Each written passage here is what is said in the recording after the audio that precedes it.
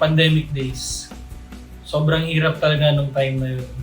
Kung sa tuwing lalabas ka, yung tipong andun lagi yung kaba. Kasi hindi mo alam yung pwedeng mangyari.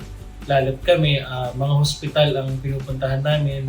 Andun lagi yung kaba na sa tuwing uuwi ka sa pamilya mo na anytime may pwedeng mangyari.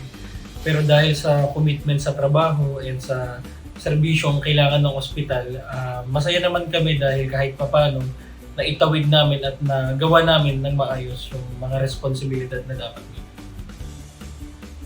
Since nag-join ako sa Lifeline, nasaksihan ko kung paano ito nag-grow in many ways. Gaya ng pag-expand ng mga services, pag-upgrade ng mga product and technology, pag-improve ng mga system.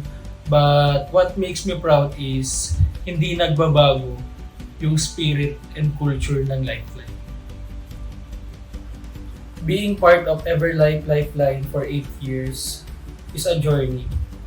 8 years of learning, contributing, and growing. Happy 25th anniversary sa ating lahat at sa mahal kong Everlife Lifeline.